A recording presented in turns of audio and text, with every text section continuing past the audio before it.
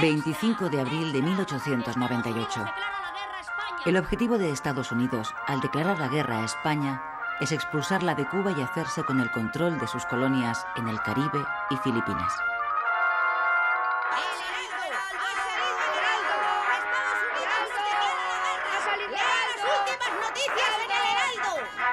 La noticia no sorprende demasiado en España, porque en cierta medida era esperada. Unos días antes, el gobierno de Estados Unidos había dejado clara su posición. Habría guerra si España no le vendía Cuba. El precio que ofreció por la isla fue de 300 millones de dólares.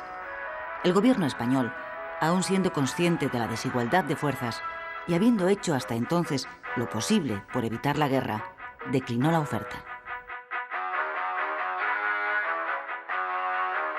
En la calle, la reacción mayoritaria ante la inminencia de la guerra es eufórica y patriotera. Casi todos dan por hecha la victoria contra los yanquis. Los periódicos se llenan de dibujos satíricos donde los estadounidenses aparecen como cerdos bien cebados o habitantes de un país de tenderos y comerciantes de poca monta. El delirio colectivo se instala en el país.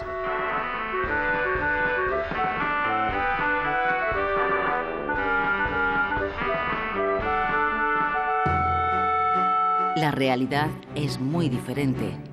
Estados Unidos, como potencia emergente que es, lleva varios años renovando su flota y construyendo acorazados como este, el Olympia, que todavía hoy se conserva atracado en Filadelfia.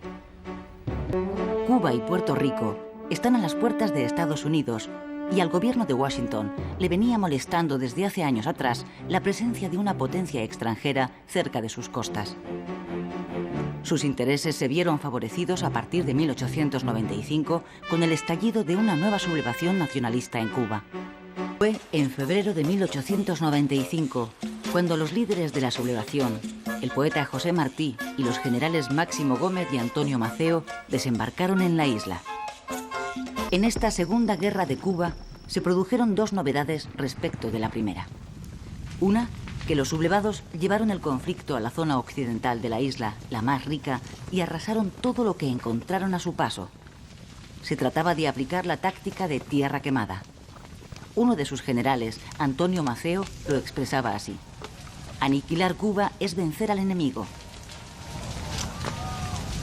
La segunda novedad fue que Estados Unidos, que ya había penetrado económicamente en la isla, abandonó su posición de neutralidad y apoyó abiertamente a los independentistas. Dimitido Sagasta, Cánovas nombró al general Martínez Campos, conocido como el Pacificador porque había puesto fin a la anterior guerra de Cuba, nuevo capitán general de Cuba, con el encargo de buscar la paz por la vía del pacto. Pero su estrategia de pacificación fracasó también. El proceso de independencia estaba en marcha sin freno posible. Se trataba de una guerra de guerrillas basada en los ataques por sorpresa, donde los insurrectos tenían a su favor las condiciones del clima, el conocimiento del terreno y, sobre todo, el apoyo de gran parte de la población campesina. A los pocos meses de iniciarse la sublevación, los rebeldes habían extendido la guerra por toda la isla y llegaban a las cercanías de La Habana. Fracasada la vía de la negociación, Cánovas nombró al general Valeriano Bayler nuevo capitán general de Cuba. Bayler, que gozaba de gran popularidad en España, fue elegido por su reconocida capacidad para responder a la guerra con la guerra. Don Valeriano Bayler. El gobierno necesitaba ganarla lo antes posible, ante el temor de una intervención de Estados Unidos, que de momento se estaba limitando a apoyar a los rebeldes.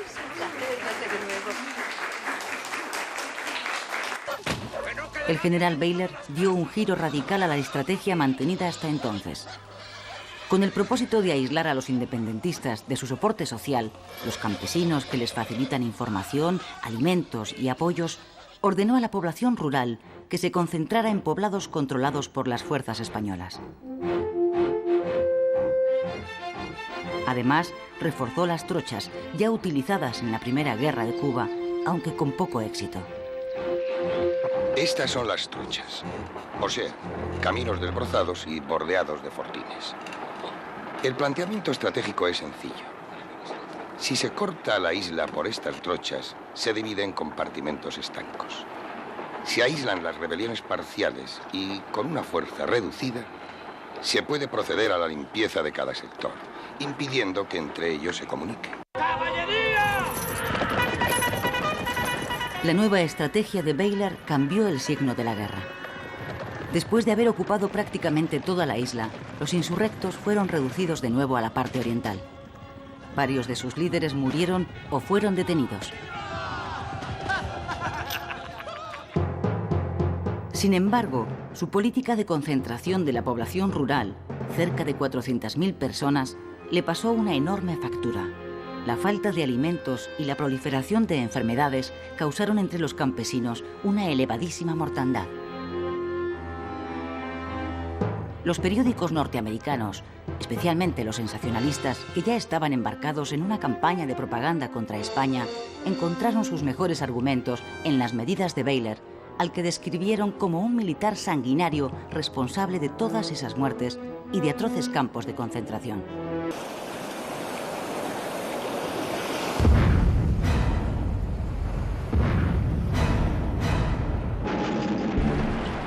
La explosión del acorazado norteamericano Maine en el puerto de La Habana, donde murieron más de 250 tripulantes, aceleró los acontecimientos. El buque había llegado unos días antes para proteger los intereses de Estados Unidos en la isla.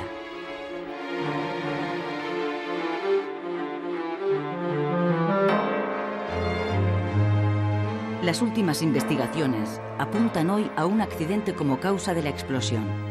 Pero la reacción de la opinión pública norteamericana fue unánime. Se acusó a España de sabotaje. La prensa exigió represalias a su gobierno e incluso ofreció una recompensa a quien descubriera a los autores, por supuesto españoles, de la tragedia. A España ya le resultaba casi imposible evitar la guerra. El gobierno ordenó entonces a una parte de la escuadra española partir hacia Cuba para reforzar su protección. Otra parte la envió a Filipinas. Con la declaración oficial de guerra a España, en abril de 1898, Estados Unidos se dispone a poner en marcha su proyecto imperialista. Al gobierno español, consciente de la desigualdad de fuerzas, no le queda otra solución que aceptar el duelo, presionado también por el clima ultranacionalista que domina al país. El 1 de mayo de 1898, España sufre la primera derrota. En Cavite, Filipinas, la flota española es literalmente barrida por la norteamericana. Esta es la bocana de la bahía de Santiago de Cuba, donde tiene lugar, el 3 de julio, la batalla decisiva de la guerra. Dentro está la flota española mandada por el almirante Cervera. En contra de su opinión, Cervera da la orden de salir. Obedece órdenes del gobierno.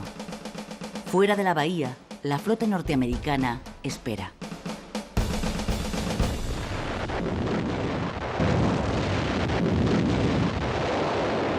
Tras 4 horas de combate, la escuadra española sufre una derrota aplastante.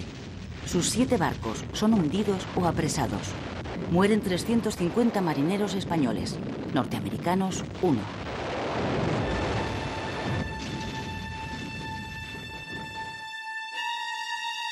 Así quedó el Vizcaya, uno de los 4 cruceros acorazados de la flota de Cervera después de la batalla.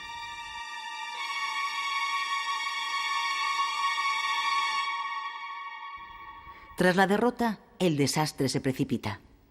3 meses más tarde, en octubre de 1898, España firma en París el Tratado de Paz por el que reconoce la independencia de Cuba y además cede a los Estados Unidos, Filipinas y Puerto Rico. Es el fin del Imperio español y el comienzo del Imperio americano.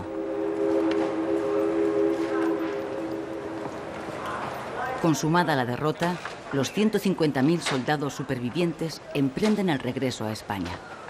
Son héroes anónimos de la primera guerra relámpago de la historia. Ellos, que fueron a la guerra porque no tenían el dinero necesario para librarse de ella, son las auténticas víctimas del desastre. Esta injusticia es el germen de un creciente sentimiento antimilitarista en la sociedad española.